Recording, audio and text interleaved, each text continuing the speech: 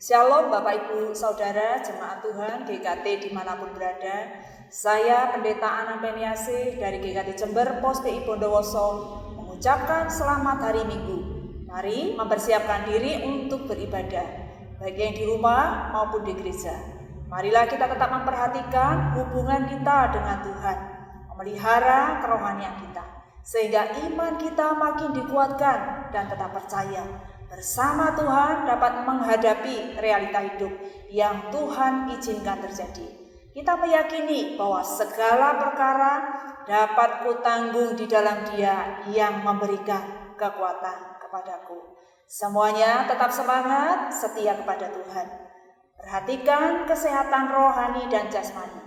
Dalam menghadapi pandemi COVID-19 ini, tetaplah memperhatikan protokol kesehatan dengan mencuci tangan, menggunakan masker, dan menjaga jarak sesuai dengan peraturan yang ditetapkan. Selamat beribadah, Tuhan Yesus memberkati. Amin.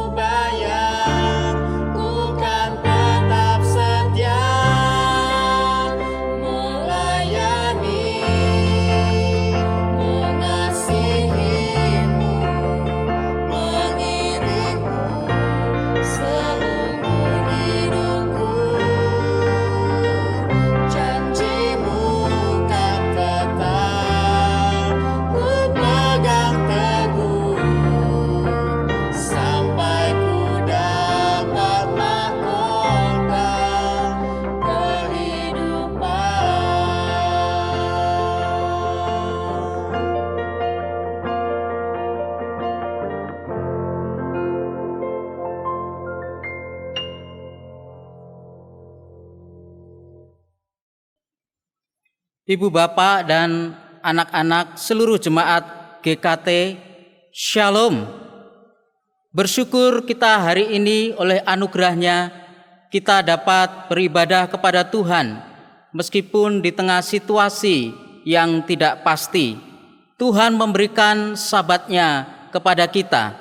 Mari bersama-sama dengan seluruh keluarga kita beribadah kepada Tuhan. Saya mengundang seluruh jemaat bangkit berdiri, kita mengambil waktu teduh sejenak.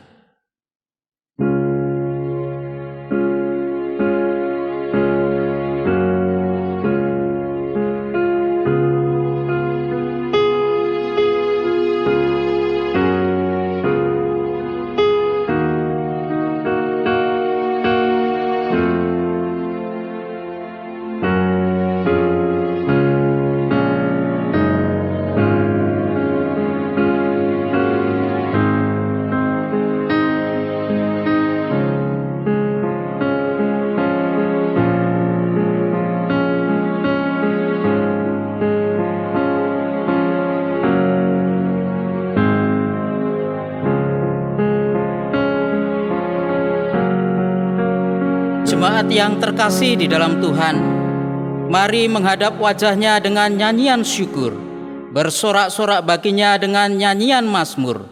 Sebab ibadah ini kita mulai dalam nama Bapa, Pencipta langit dan bumi, yang memelihara pekerjaan tangannya dengan setia dari selama-lamanya sampai selama-lamanya. Kiranya Allah Tritunggal menaungi ibadah kita. Amin. Kita dapat menjalani kehidupan kita di tengah masa yang sulit ini oleh karena Allah kita yang setia. Besar kesetiaan Tuhan, besar kasih-Nya, dan tidak pernah kurang, tidak pernah berubah, sempurna dan tetap selama-lamanya. Besar setiamu.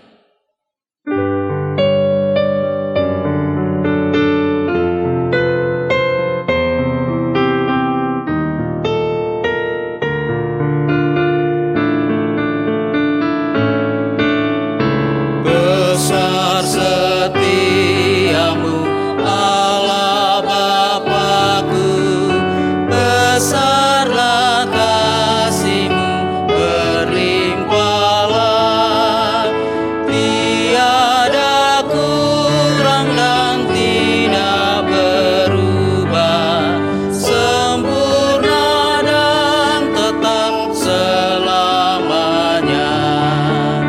Besar setiamu, besar setiamu, tiap pagi nampak rahmat baru.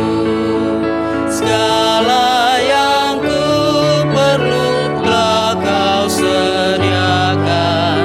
Besar setiamu kepadaku. Matahari serta bulan dan bintang yang beredar serta puji Tuhan. Musim tuayan dengan segenap makhluk, saksikan kasih dan setiamu. Besar setiamu, besar setiamu, tiap pagi nampak rahmat baru. Segala yang ku perlu telah Kau sediakan. Besar setiamu kepadaku.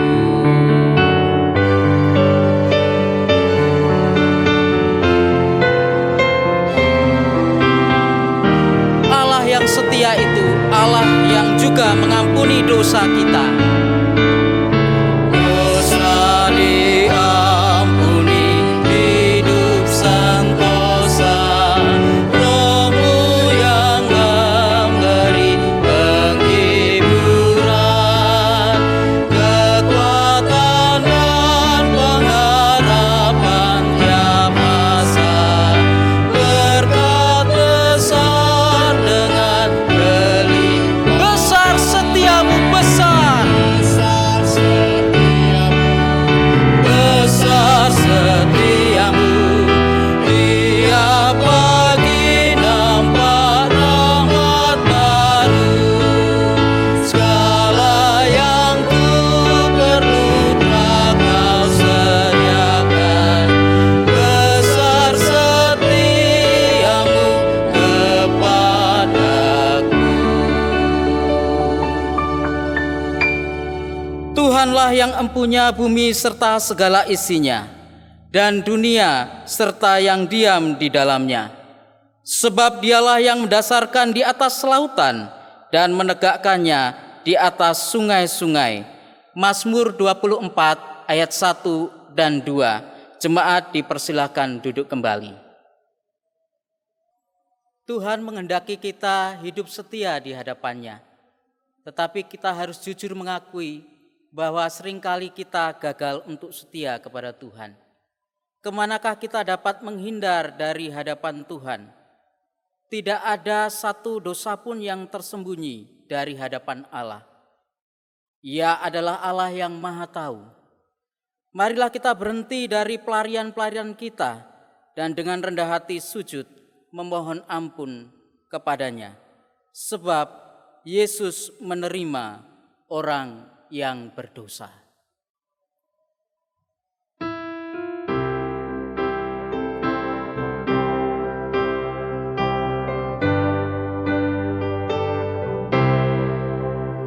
Yesus mau menerima orang yang penuh dosa. Ku rindu anugerahnya dan masyurkan kasih-Nya. Kasih-Nya tak terhingga, yang berdosa diterimanya. Kasih-Nya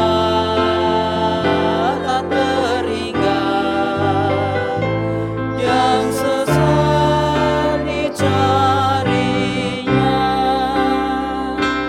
Datanglah pada Tuhan yang memberi perhentian. Sandarlah perjanjiannya, dosamu terhapuslah.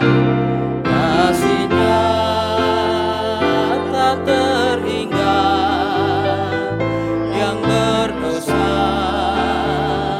diterimanya. Kasih-Nya tak terhingga, yang sesat dicarinya.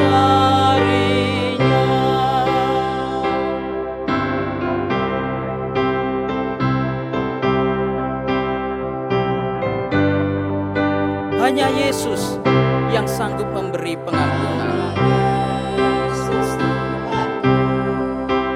Memberi hidup baru. Sekarang ku datanglah, tentu diterima. Kasih-Nya amat besar, kasih-Nya tak terhingga, yang berdosa diterimanya. Kasih-Nya tak terhingga,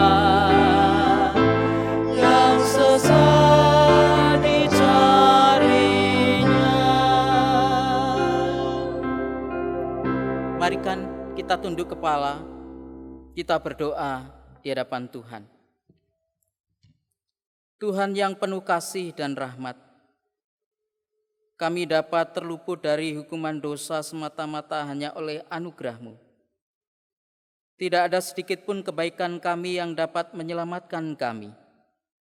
Engkau adalah batu keselamatan kami. Kepadamu kami berharap, karena dari sanalah datang pengampunan, pertolongan dan pemeliharaan bagi kami. Ajar kami setia kepadamu, hidup sesuai dengan rencanamu, dan memenuhi tujuan panggilanmu. Dalam namamu kami memohon. Amin. Bagi setiap kita yang mengaku dosa di hadapan Tuhan, dengarkanlah berita anugerah yang terambil dari Bilangan 14 ayat 18a. Tuhan itu berpanjangan sabar dan kasih setianya berlimpah-limpah. Ia mengampuni kesalahan dan pelanggaran. Mari kita bersama-sama juga menunjukkan kehidupan yang baru di dalam Tuhan. Firman Tuhan dari Ibrani 10 ayat 23 menuntun kita untuk hidup bagi Tuhan. Marilah kita teguh berpegang pada pengakuan tentang pengharapan kita, sebab Ia yang menjanjikannya setia. Saudara yang dikasihi Tuhan, di tengah situasi yang sulit yang dialami semua orang, kita masih dapat menyaksikan kesetiaan Tuhan. Sebab Dia hanya satu-satunya sandaran kita.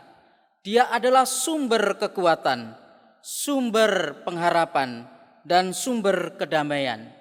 Dengan firman-Nya, Dia menopang kita satu-satunya.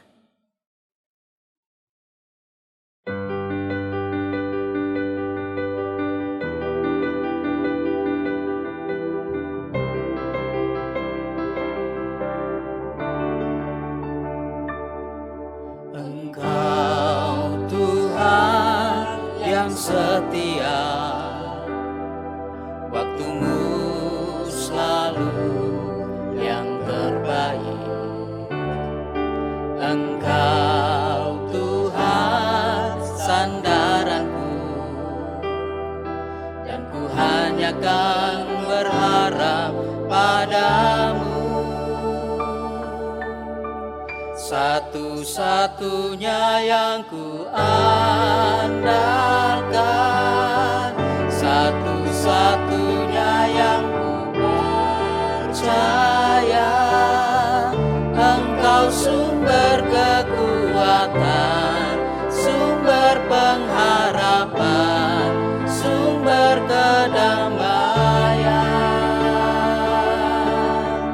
Satu-satunya yang andalkan, satu-satunya yang ku percaya.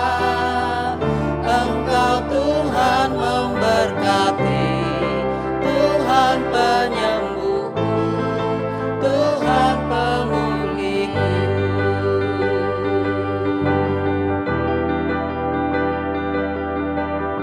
Hanya Tuhan satu-satunya yang dapat kita andalkan.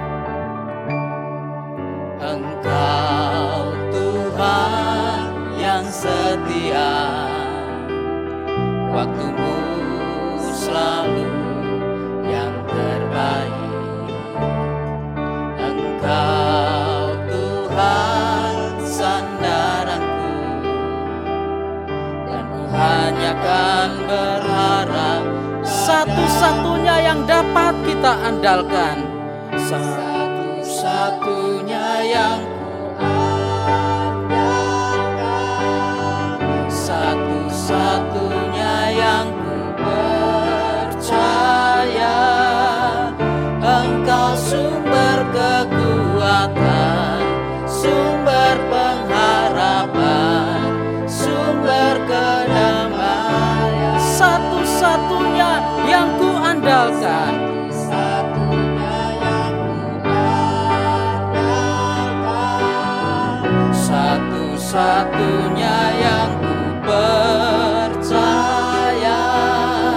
Engkau Tuhan memberkati, Tuhan penyembuhku, Tuhan pemulihku.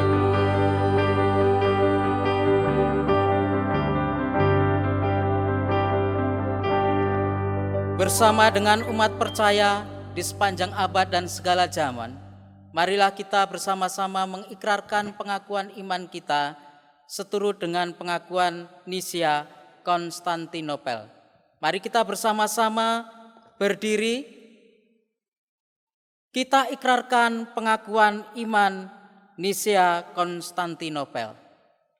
Aku percaya kepada satu Allah, Bapa yang Maha Kuasa, Pencipta langit dan bumi, segala yang kelihatan dan yang tak kelihatan, dan kepada satu Tuhan, Yesus Kristus, Anak Allah yang tunggal, lahir dari Sang Bapa sebelum ada segala zaman, Allah dari Allah, terang dari terang, Allah yang sejati dari Allah yang sejati, diperanakkan bukan dibuat, sehakikat dengan Sang Bapa, yang dengan perantaraannya segala sesuatu dibuat, yang telah turun dari surga untuk kita manusia dan untuk keselamatan kita, dan menjadi daging oleh Roh Kudus dari anak darah Maria, dan menjadi manusia, yang disalibkan bagi kita di bawah pemerintahan Pontius Pilatus, menderita dan dikuburkan, yang bangkit pada hari ketiga sesuai dengan isi kitab-kitab,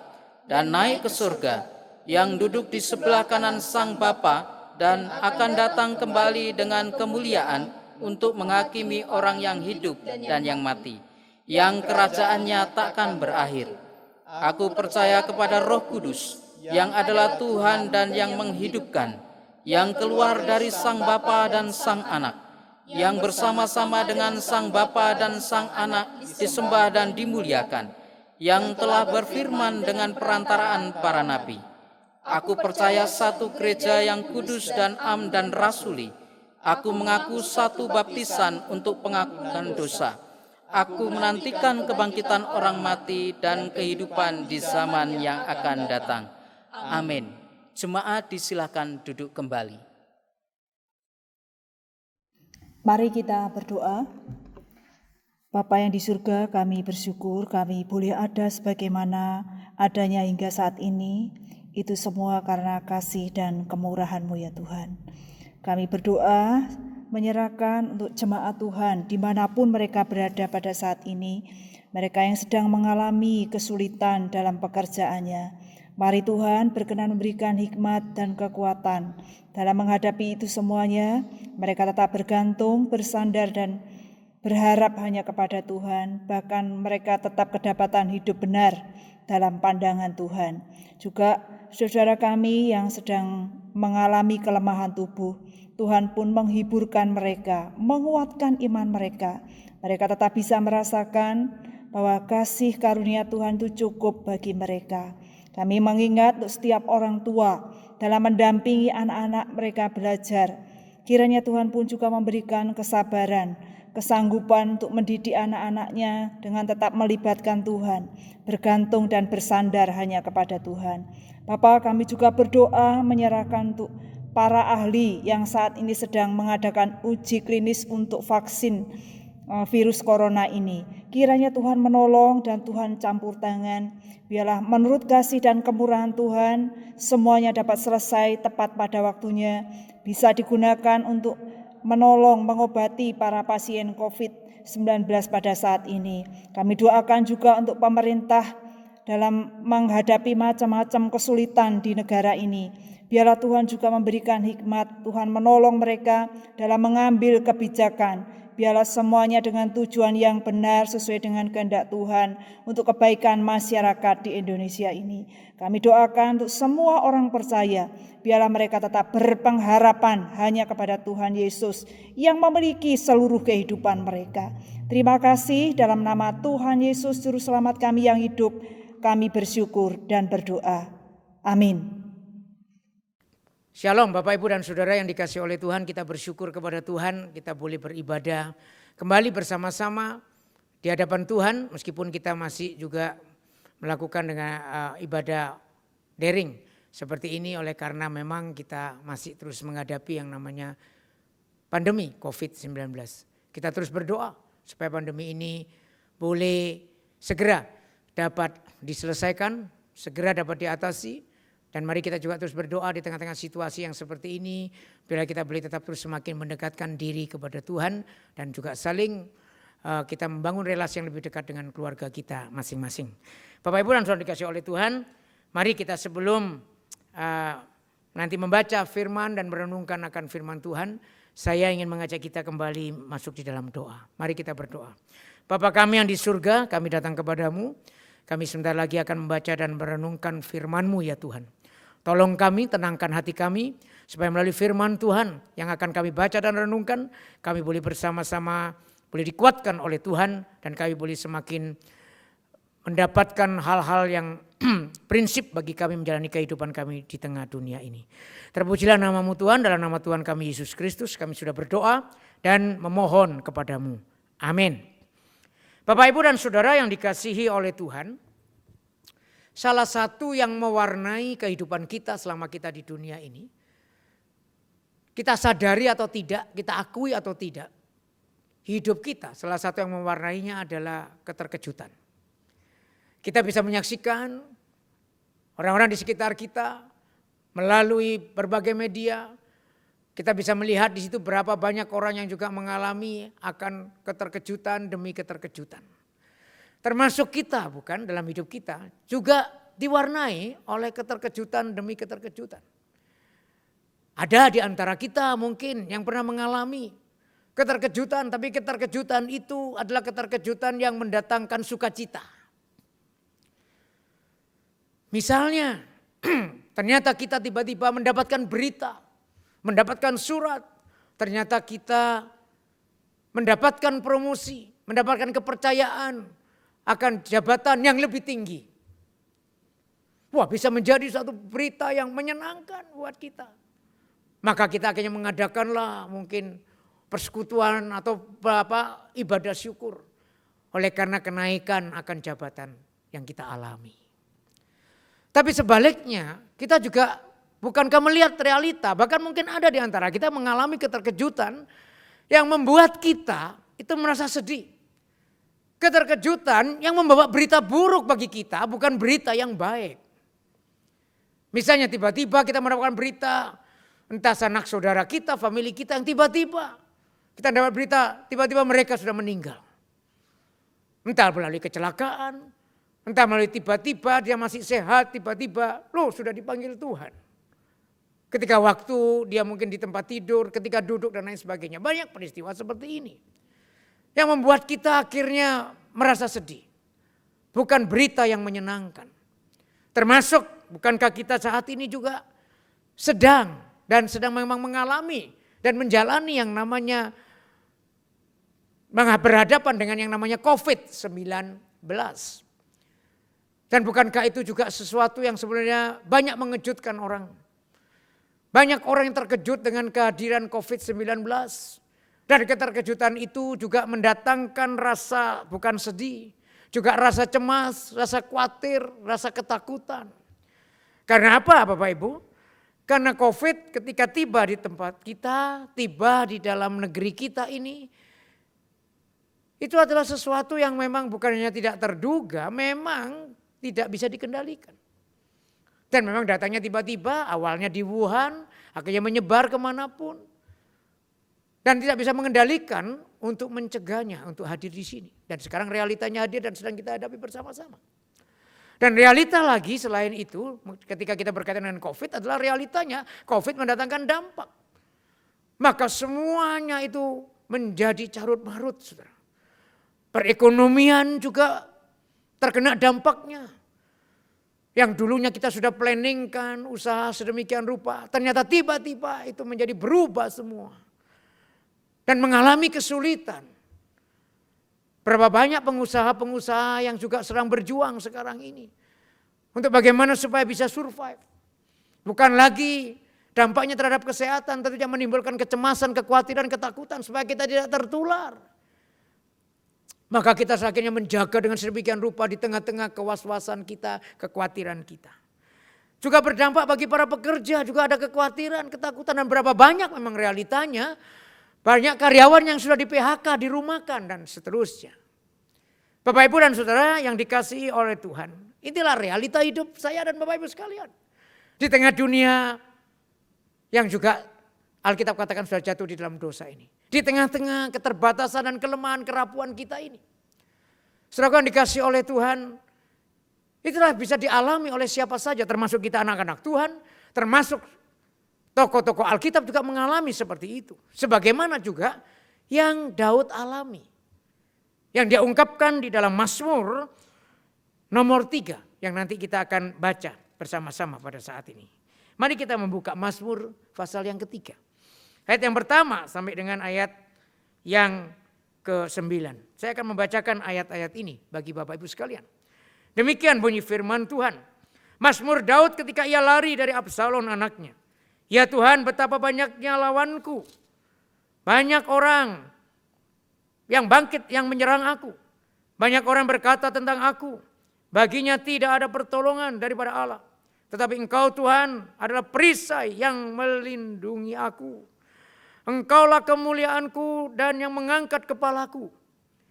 Dengan nyaring aku berseru kepada Tuhan. Dan Ia menjawab aku dari gunungnya yang kudus. Aku membaringkan diri lalu tidur. Aku bangun sebab Tuhan menopang aku.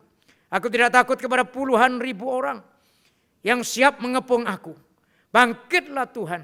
Tolonglah aku ya Allahku. Ya Engkau telah memukul rahang semua musuhku. Dan mematahkan gigi orang-orang fasik. Dari Tuhan datang pertolongan, berkat-Mu atas umat-Mu. Demikian firman Tuhan.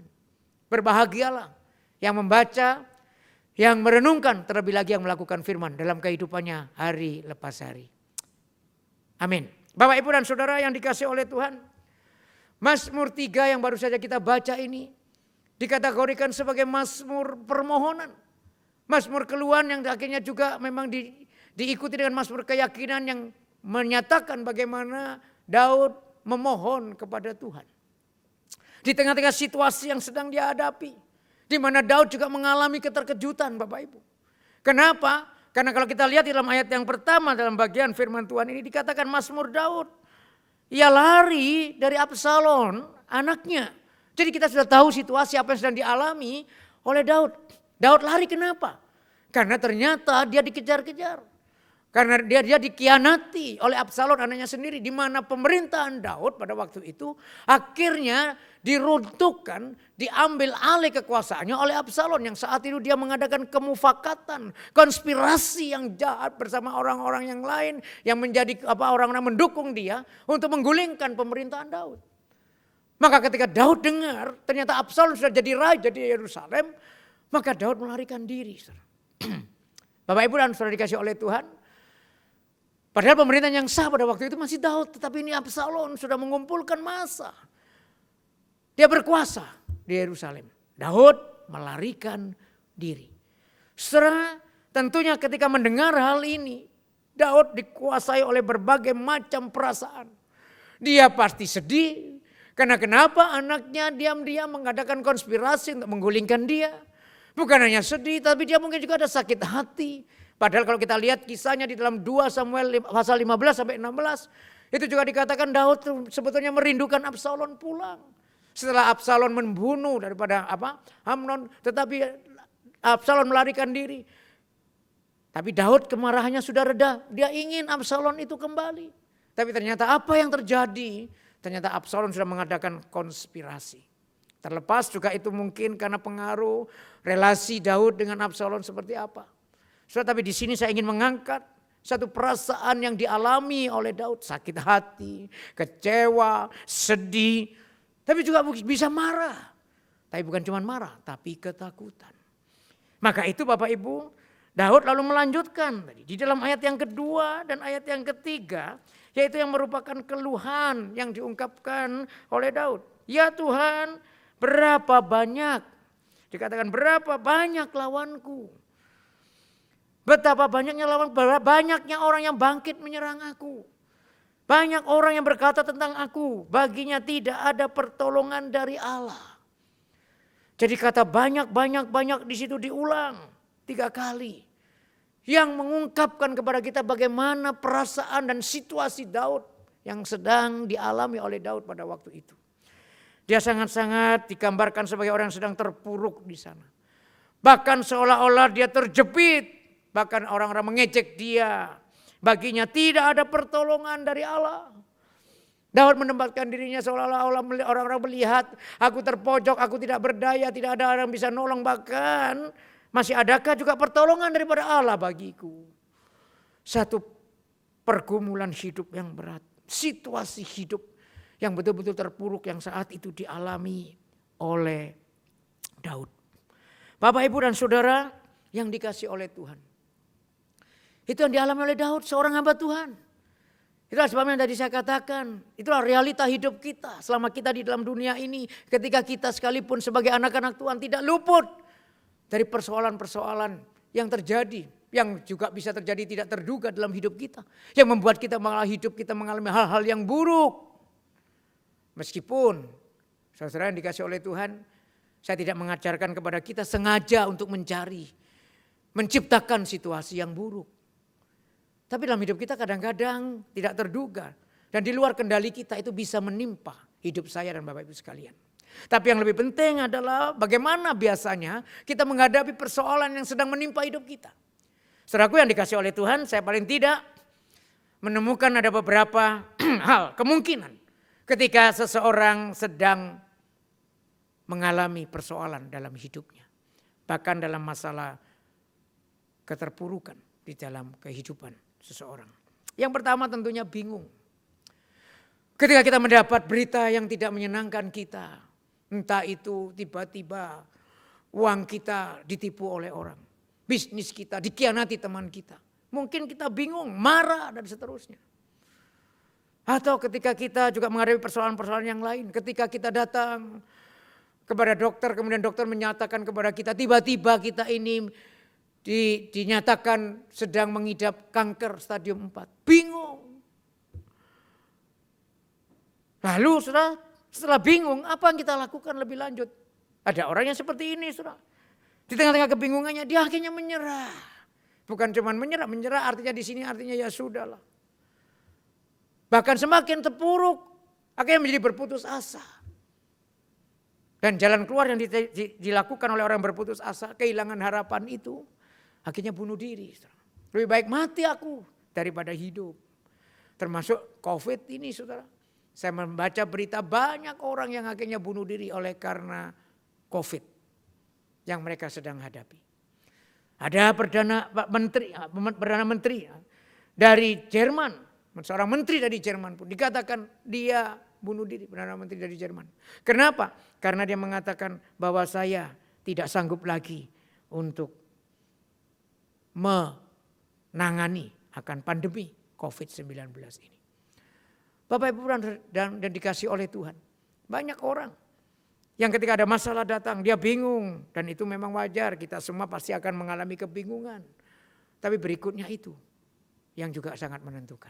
Menyerah, berputus asa, tapi akhirnya jalan pintasnya adalah bunuh diri. Atau saudara, ada orang yang bingung ketika dia ada persoalan. Tapi dia tiba-tiba dia sadar setelah menenangkan diri, aku mencari teman, mencari orang yang bisa menasehati saya. Entah itu konselor, entah itu teman dekat, untuk meminta masukan, meminta kekuatan. Kalau kita sebagai anak-anak Tuhan mungkin meminta saudara seiman, meminta pendeta mendoakan, memberikan kekuatan, memberikan akan nasihat-nasihat. Supaya apa? Kita tidak terus menyerah, terus terpuruk, bahkan sampai akhirnya berputus asa dan jalan pintasnya adalah bunuh diri. Kita perlu saudara berbagi. Kita perlu men-sharingkan beban kita. Supaya kita tidak seolah-olah tidak menanggung sendiri di tengah-tengah kebingungan kita. Lalu akhirnya dia bangkit. Bangkit dengan nasihat-nasihat itu dengan kekuatan akalnya. Dia berupaya untuk move on. Dan ini banyak orang juga yang mengalami ini sebetulnya. Dalam kehidupan mereka. Mereka tetap survive. Mereka tetap akhirnya bangkit. Dia tidak terus larut dalam persoalannya. Karena hidup ini tetap harus berjalan dan harus dijalani. Saudara yang dikasih oleh Tuhan. Tetapi bagaimana kita sebagai anak-anak Tuhan. Dalam menyikapi persoalan yang kita sedang hadapi. Bapak Ibu dan saudara dikasih oleh Tuhan, maka itu ada sebuah artikel yang saya dimana ketika membaca daripada konsep atau ungkapan dalam artikel itu yang berjudul artikelnya adalah Rahasia 10/90. Setelah dalam artikel itu ada ungkapan yang seperti ini. 10% kehidupan kita dibuat oleh hal-hal yang terjadi terhadap kita.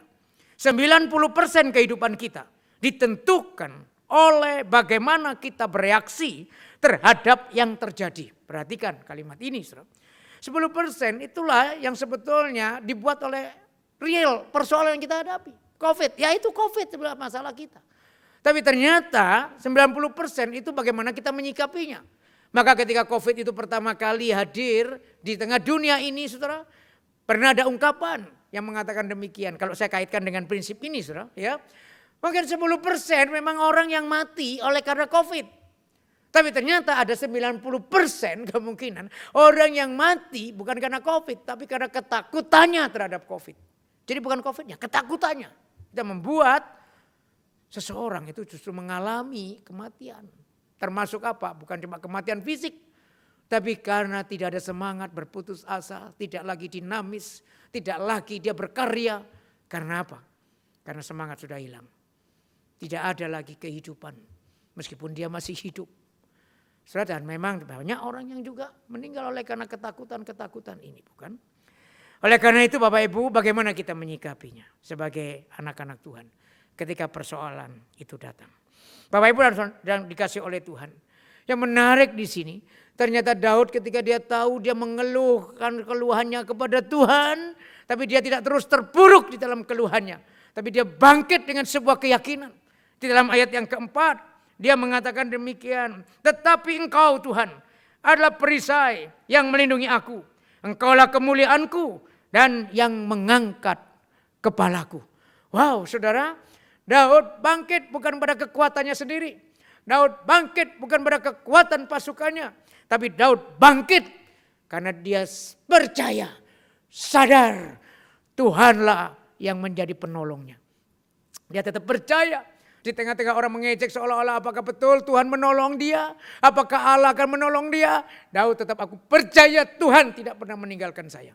Maka dia akhirnya berkata, Tuhan itulah perisainya. Apa artinya perisai? Perisai adalah tempat pertolongan dia. Perisai merupakan sesuatu yang penting. Menjadi bagian perlindungan bagi seseorang. Demikian juga Daud percaya bahwa Allah lah yang bisa melindungi dia. Maka dia berkeyakinan. Dia tetap pegang kepada Allah. Dan dia sambung lagi, saudara, oleh karena dia berpegang kepada Allah, maka Daud berkata apa di situ? Aku berseru kepada Tuhan. Karena dia percaya Tuhan bukan cuma kuasa, tapi Tuhan dikatakan apa? Dia menjawab aku dari gunungnya yang kudus. Tuhan itu hadir. Tuhan itu mendengar. Tuhan itu memperhatikan. Selain dia penuh kuasa dan menjadi tempat pertolongannya. Maka Bapak Ibu, Daud akhirnya dengan keyakinan seperti itu, dia meyakini bahwa ada ketenangan di dalam Tuhan. Maka dalam Tuhan tidak ada takut lagi. Karena Allah yang dia percaya adalah Allah yang maha kuasa, tapi adalah Allah yang hadir. Allah yang selalu mendengar seruan dan doa-doanya. Bapak Ibu dan saudara dikasihi oleh Tuhan. Dan terlebih lagi kita bersyukur kepada Tuhan. Sebagai orang-orang yang percaya kepada Tuhan. Di tengah situasi apapun biarlah kita juga percaya. Tetap yakin Allah kita itu adalah Allah yang sanggup menolong kita karena dia adalah maha kuasa. Allah kita juga adalah Allah yang selalu mendengar seruan doa kita karena dia Allah yang hadir dalam hidup kita. Bahkan kalau kita sebagai orang yang percaya kepada Kristus, ini seharusnya semakin memotivasi kita. Semakin terus meneguhkan kita, menguatkan kita untuk kita datang kepada Tuhan yang kita kenal dalam nama Tuhan kita Yesus Kristus. Kenapa saudara? Karena di dalam Yesus Kristus itulah kita sungguh-sungguh bisa melihat satu tindakan konkret daripada Allah yang hadir di tengah-tengah hidup kita. Melihat satu pernyataan konkret daripada Allah yang mengasihi kita. Melihat sebuah tindakan yang konkret akan Allah yang berkuasa. Yang patut kita sandari, yang patut kita percayai. Saudara, bukankah di dalam Kristus kita melihat 2000 tahun yang lalu akan kasih dan kuasa Allah yang mengalahkan kuasa dosa. Di atas kayu salib, Kristus mati. Dia adalah Allah yang menjadi manusia. Yang tidak berdosa menjadi dosa bagi kita. Orang-orang yang berdosa yang digantikan supaya kita yang percaya kepadanya dibebaskan dari kuasa dosa. Dan akhirnya kita juga dibenarkan. Bukan hanya menyatakan kasih. 2000 tahun yang lalu kita juga melihat kuasa Allah. Yang luar biasa, kuasa yang mengalahkan kuasa yang terbesar. Yang paling ditakuti oleh semua manusia. Yaitu kuasa kematian. Di mana melalui Yesus yang mati dan bangkit dari antara orang mati. Di situ kita melihat betapa kita harus bersyukur kalau kita punya Allah yang kita kenali dalam Yesus Kristus. Allah yang sungguh-sungguh adalah Allah yang maha kuasa, bukan hanya pencipta. Tapi juga Allah yang menebus hidup kita. Dan dia Allah yang mengasihi kita dengan kasih yang sempurna. Kasihnya yang total kepada saya dan Bapak Ibu sekalian. Maka dengan demikian sebagaimana yang Paulus katakan Bapak Ibu. Paulus berkata apa di dalam Roma. Dia mengatakan ketika dia memberikan pengharapan kepada jemaat di Roma juga. Jikalau Allah di pihak kita, kita takut dengan siapa? Kalau Allah itu sudah memberikan anaknya yang tunggal untuk mati bagi kita, apakah dia tidak memberikan hal-hal yang lain bersama dengan Kristus? Termasuk salah satunya juga adalah tentunya keselamatan kekal dalam Kristus. Pasti diberikan kepada kita. Dan apalagi dalam dunia ini. Tuhan juga pasti mengerti. Tuhan pasti hadir di tengah-tengah persoalan apapun yang kita sedang hadapi. Bapak Ibu dan saudara dikasih oleh Tuhan. Oleh karena itu Bapak Ibu. Ketika kita mengalami persoalan dan berat. Datanglah kepada Tuhan untuk mendapatkan pertolongan dan kelegaan. Bapak Ibu, hal ini berarti menyatakan kepada kita apa? Sesuatu ketika kita menghadapi persoalan apa yang harus kita lakukan. Sebagaimana yang Mazmur katakan di dalam Mazmur, dalam ayat yang ke-8 dan ke-9. Akhirnya bermazmur betul-betul berseru kepada Tuhan. Datang kepada Tuhan, itulah yang membuat pemazmur akhirnya datang kepada Tuhan. Dengan penuh keyakinan. Dalam ayat 8 dia mengatakan, bangkitlah, Tuhan datanglah, aku ya Allahku. Tolonglah aku ya Allahku. Ya engkau telah memukul rahang semua musuhku. Dan mematahkan gigi orang-orang fasik. Dari Tuhan datang pertolongan. Berkat-Mu atas umat-Mu. Saudara, inilah seruan Daud ketika dia datang kepada Tuhan. Karena keyakinannya Tuhanlah tempat pertolongan. Karena keyakinannya Tuhan mendengar seruan doanya. Bapak Ibu, di tengah persoalan apapun, bila kita datang kepada Tuhan, jangan cari yang lain, jangan mengandalkan kekuatan sendiri. Itulah bedanya anak-anak Tuhan. Ketika kita menghadapi persoalan, jangan larut, jangan mudah kecewa kepada Tuhan. Jangan cepat-cepat meninggalkan Tuhan. Jangan cepat-cepat meragukan kebaikan Tuhan. Tuhan baik, Tuhan penuh kuasa. Sudah dinyatakannya dalam karyanya di atas kayu salib dan melalui kubur kosong itu. Bapak Ibu dan saudara dikasih oleh Tuhan, ada seorang yang bernama Thomas Henry Dorsey. Dia seorang pemain musik, seorang solois juga.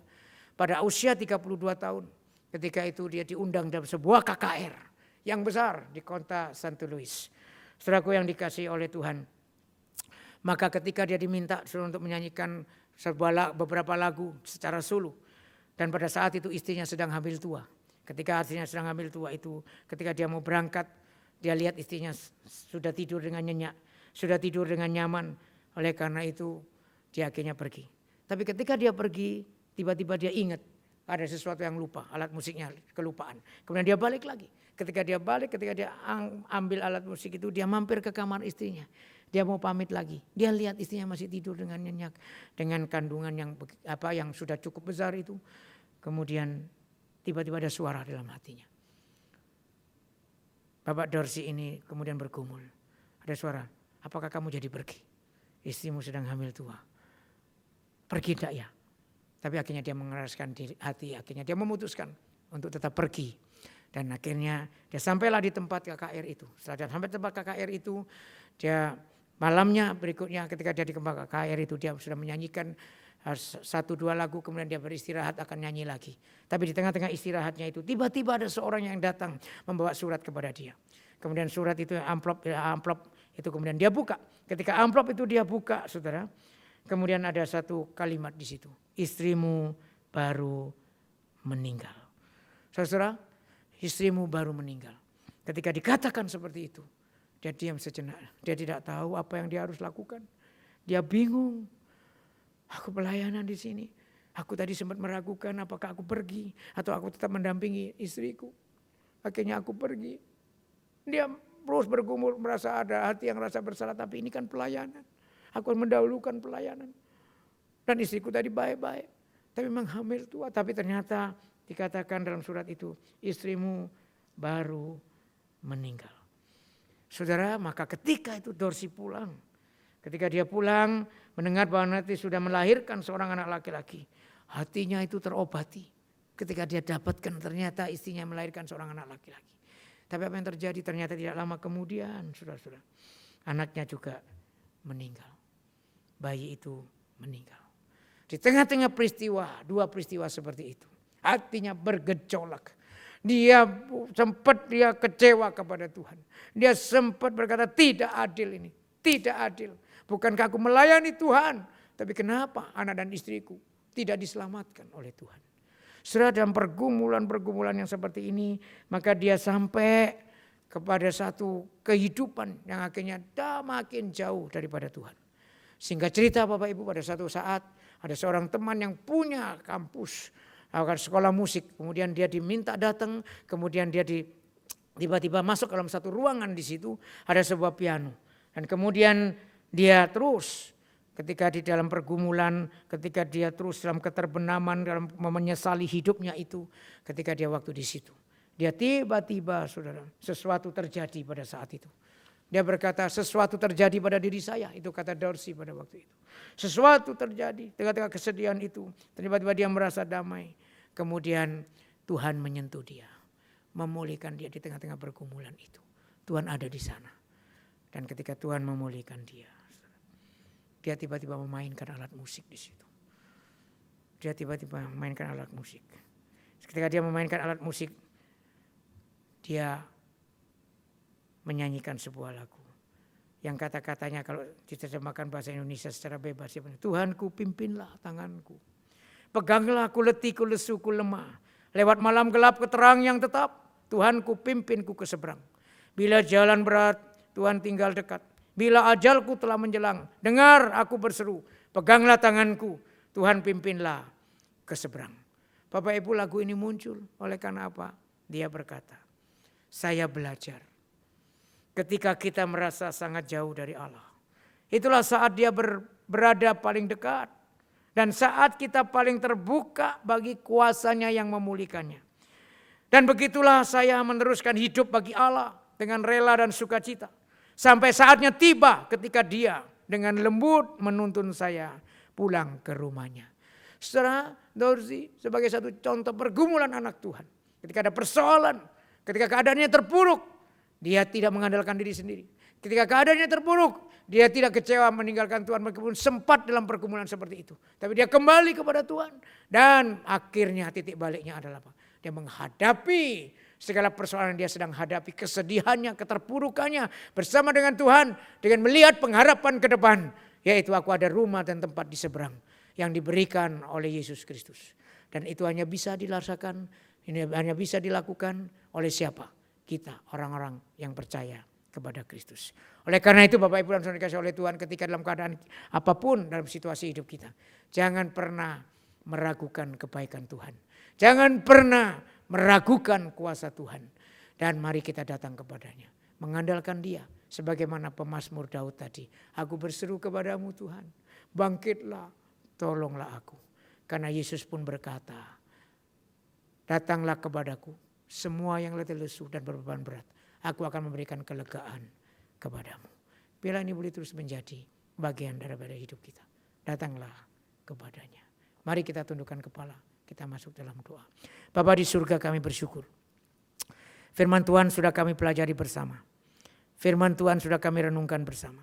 Tuhan, biarlah firman Tuhan yang menguatkan kami di tengah-tengah situasi yang buruk, situasi apapun yang sedang kami hadapi. Biarlah kami boleh sungguh terus mengandalkan Tuhan. Kami boleh menjalankan hidup kami dengan bertanggung jawab bersama dengan Tuhan. Tolong kami Tuhan, tanpa Engkau kami lemah. Tanpa Engkau kami rapuh. Kami perlu pertolongan-Mu. Dan tidak ada tempat pertolongan yang lebih kuat, yang lebih pasti, yang bisa memberikan kami ketenangan, kelegaan, kecuali kepada-Mu saja. Kami berharap. Terima kasih ya Tuhan, di dalam nama Tuhan Yesus Kristus. Kami sudah berdoa. Amin. Firman Tuhan jelas berbicara kepada kita hari ini. Tuhan yang setia itu, Tuhan yang sudah memberikan pengharapan bagi kita. Apa respon kita? Mari kita bersama-sama mempersembahkan diri kita kepada Tuhan. Mari kita membawa persembahan kita. Persembahan dapat dilakukan sesuai dengan tata cara gereja masing-masing. Mari bersama-sama memuji Tuhan, bawa persembahanmu.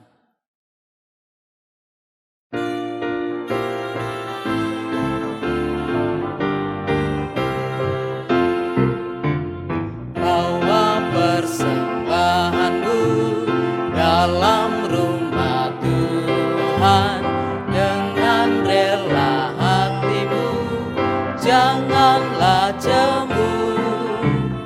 Bawa persembahanmu, bawa dengan suka, bawa persembahanmu, tanda sukacitamu, bawa persembahanmu, ucaplah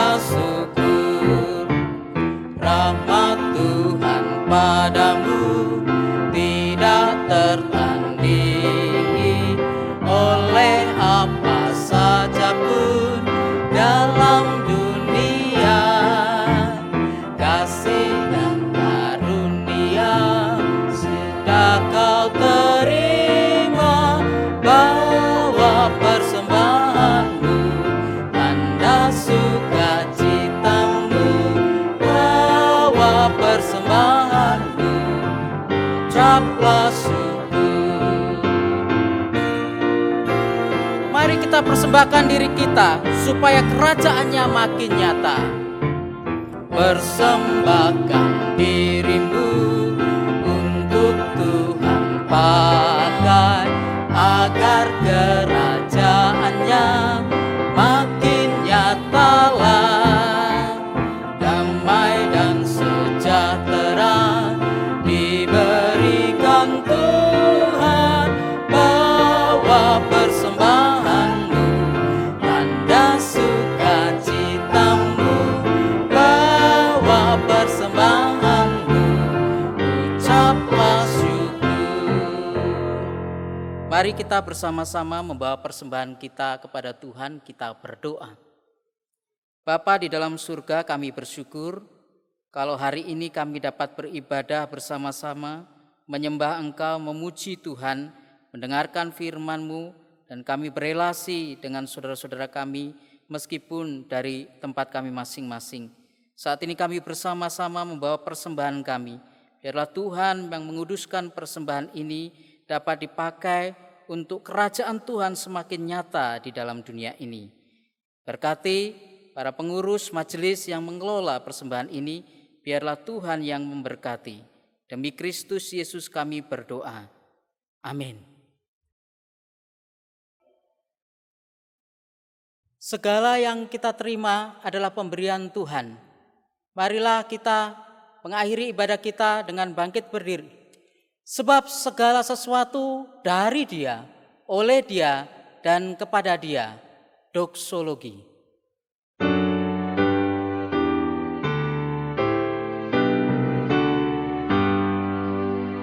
Puji Allah Bapa Putra, puji Allah Roh Kudus, ketiganya yang esa.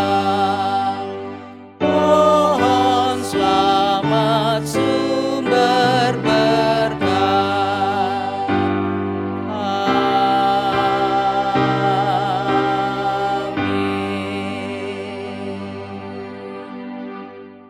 Bapak, Ibu, dan Saudara yang dikasihi oleh Tuhan, arahkanlah hatimu kepada Allah dan terimalah berkat Tuhan. Damai sejahtera dari Allah Bapa yang melampaui segala akal, kasih karunia dari Tuhan kita Yesus Kristus, penyertaan kuat kuasa daripada Allah Roh Kudus, menyertai dan memimpin Bapak Ibu sekalian, supaya boleh terus menjadi pribadi-pribadi yang semakin setia kepada Tuhan, yang terus mengandalkan Tuhan dalam situasi apapun. Mulai dari saat ini sampai Maranatha, Tuhan Yesus datang yang kedua kalinya. Amin.